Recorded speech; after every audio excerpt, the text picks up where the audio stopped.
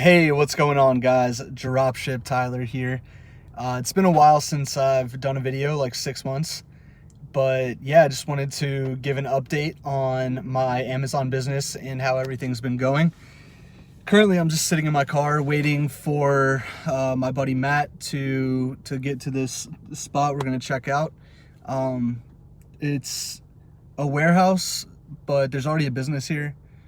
And we're thinking about maybe using it for some stuff we have going on in the future, mainly stuff that is he has in the works, but I'm just here to help where I can. So anyway, about my Amazon business, past I guess 2 to 3 months with quarantine going on, things have been going really well. So I basically, as you guys know, like, I don't do eBay anymore. I don't do anything else. Amazon is my main focus. I was traveling and playing a lot of poker, but now that's kind of put on the back burner because I really see like a lot of potential with Amazon, and I don't really want any distractions. I have a tournament in September that I have to go to in Vegas. It's going to be online. It's something I qualified for. It's like a $10,000 buy-in that I get for free, so I can't miss it. Anyway, besides that, I really don't see myself playing that much poker anytime in the near future because of the fact that, Amazon is going so well right now. And basically with Amazon, I have a couple things going on. My first and like 98% of my sales are still retail dropshipping from Walmart. So yeah, that obviously, in the past, margins haven't been that great with the retail dropshipping on Amazon. On the front end, like with the front end, you were lucky to get 4 or 5% margins, but now it's kind of crazy because ever since COVID happened, I think what's been going on, there's a few factors that ever since COVID, the margins have been insane. So first of all, obviously more people are shopping online, so there's higher demand, but second of all, I think a lot of the competition went away due to suspensions and like those price gouging suspensions. I was talking to Matt about that. He said a lot of people went to him for appeals. And I never got any of those. Like I haven't gotten suspended, knock on wood. I don't really have any. I got some cardboard here. I'm gonna knock on that. But outside of that, I haven't gotten suspended or I guess like what I was saying is the reason that the competition is low. So yeah, that. And then also I got I worked out a deal with somebody. So the deal was I get like their Amazon account got suspended. And this was probably like my best move I made throughout the whole quarantine. Their Amazon account got suspended for some IP complaint. What I did was I went to them and I said, hey, you give me all of your listings. They have a sheet, obviously, that they can download from OA Genius. You give me all of your listings and I'll give you 25% of the profit on these listings that you guys had. They had like 8,000 active listings. So I took their feed and I was able to, filter by sales and all of that. And I uploaded their best listings to where I think I have like 4,000 of their items on my store now. And those items have been absolutely crushing it. Majority of them were like bundles and food. A lot of like essential stuff. That's like under $10 on Walmart, but then they bundle it together and have the listing on there that they can sell in packs of like 3 or 4 or whatever. The one issue that's been happening with that though is the fact that Walmart is limiting the quantity that you can purchase of a lot of these items.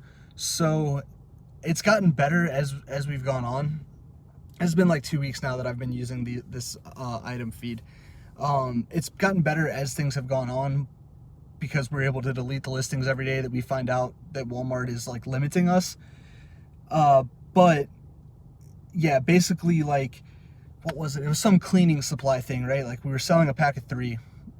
And luckily on OA Genius, I have it where, I can't sell more than like 8 in a day or something. So I think it's like 8. But yeah, I can't sell more than 8 in a day. Sorry about that. My phone dropped. So, like if I get 8 sales, that's all it's gonna, like that. I'm not gonna screw myself completely because of those 8 sales, whatever.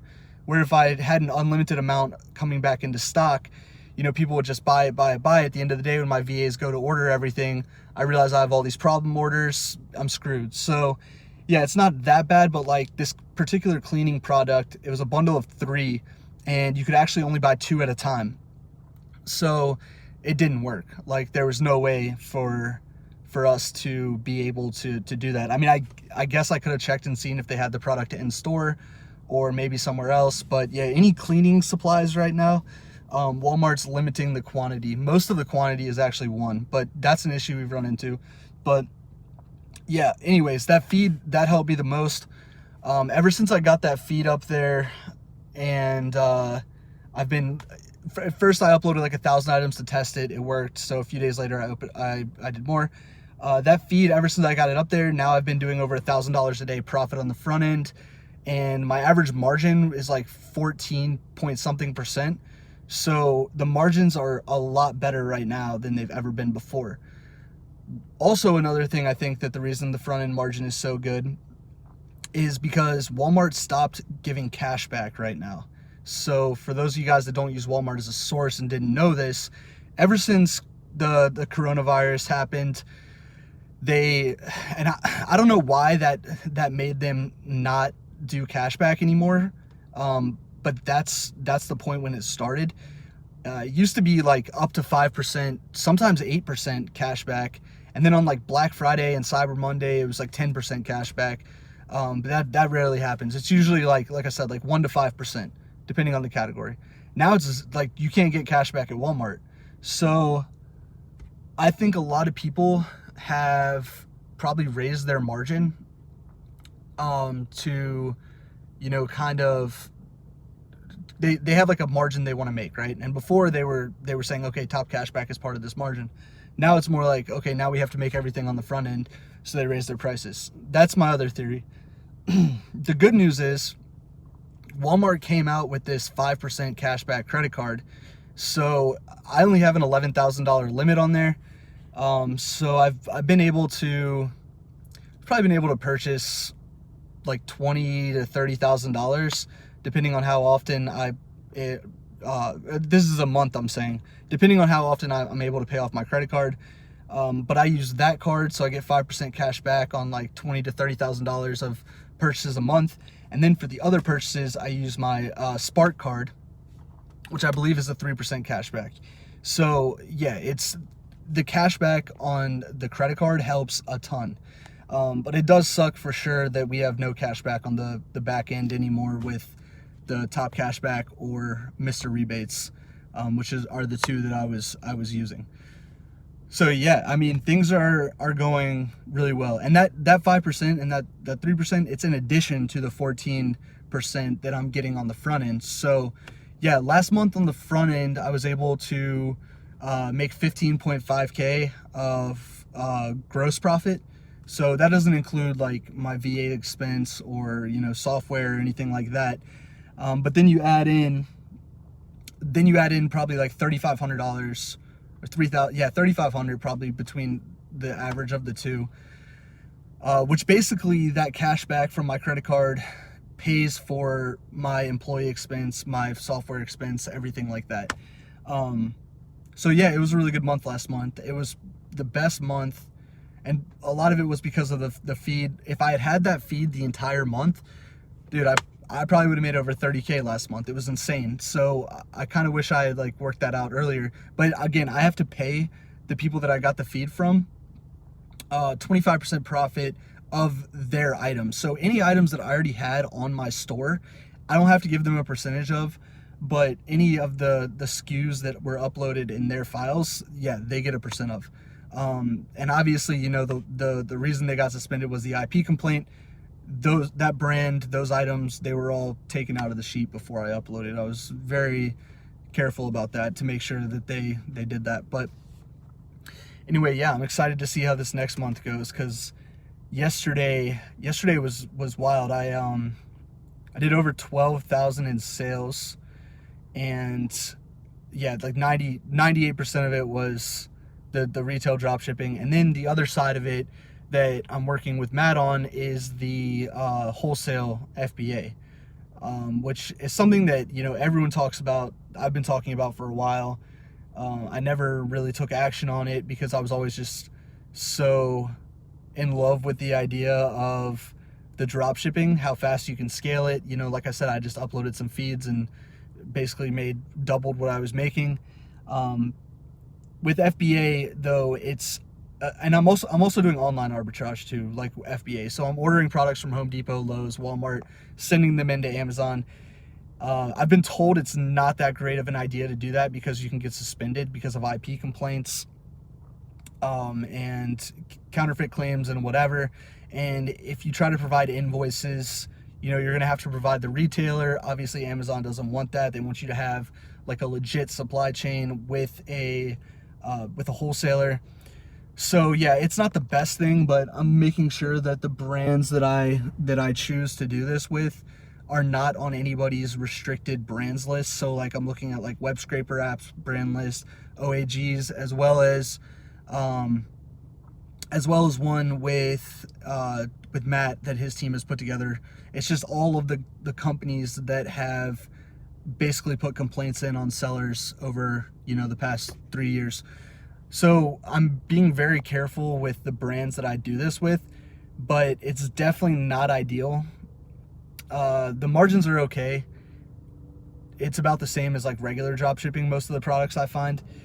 But, you know, if you combined it with like gift cards and coupons and whatever else, it works a lot better than the drop shipping. Because with Lowe's, they are being very strict with drop shippers now, and a lot of people can't even order products because of the fact they're putting in so many orders and they're using so many coupons. Lowe's obviously doesn't like that. So a way that I think is like a way around it is just order a ton of products to your house that you know you can send into FBA and still make money on, which is part of the strategy that I'm doing right now. So yeah, so there's drop shipping, there's the wholesale FBA, and then there's the online arbitrage piece. So those are the three things that I've got going on right now for me on Amazon. Honestly, I'm just trying to take it to the moon. Like the sky's the limit, right? Like I want to go as high as I can with my sales and my profit. That's what I'm fully focused on right now, using all three of these different models, scaling each one up, and just kind of seeing where things go. Something I'm really excited about is, I don't know if I'm supposed to say anything about this or not. One of the things I'm excited about is there's an auto order thing coming out for Walmart, and it's going to help a lot. So like items that go out of stock, you know, within like an hour or two of a customer ordering them, well, now a customer is going to order and the product's going to get ordered right away through the software, and it's going to be a lot better. So you're not going to have like out of stock issues or anything like that. I'm really excited to see what that does for my business, because obviously Walmart, the inventory fluctuates a lot. Like some stuff can be in stock in the morning, and by the afternoon you're screwed if you didn't order it already. So yeah, I'm hoping that helps. And yeah, overall just excited to be motivated again. That's the biggest thing. Like the past month, I felt more motivated to work on my business than ever before, and it's probably because of the fact I haven't been able to travel and play poker and have like those, you know, those distractions that aren't poker's good, but it's not scalable. So like you're traveling and whatever, you're playing the same buy-ins all the time. It's not passive at all. You actually have to be at the location in order to play, you know, etc. So that's the reason I love the online business of e-commerce. Like you just scale it and go to sleep. You get sales overnight, wake up, scale it, do it all over again, and it just grows and grows and grows. And eventually, you know, it's just its own system that's working for you. So yeah, I'm more motivated, like I said, than I've ever been. And I can't promise that I'm going to be doing YouTube videos regularly. I've said that in the past, after making one video and then not really making any more anytime recent after that. It's just really hard because eBay was my biggest thing that I was making YouTube videos about, and ever since eBay went away, I kind of just like lost motivation for the teaching and that aspect of things. So yeah, appreciate you guys watching, and if you could hit that like button, I'd appreciate it. and hopefully I'll have some more good updates in the future. Thanks, guys.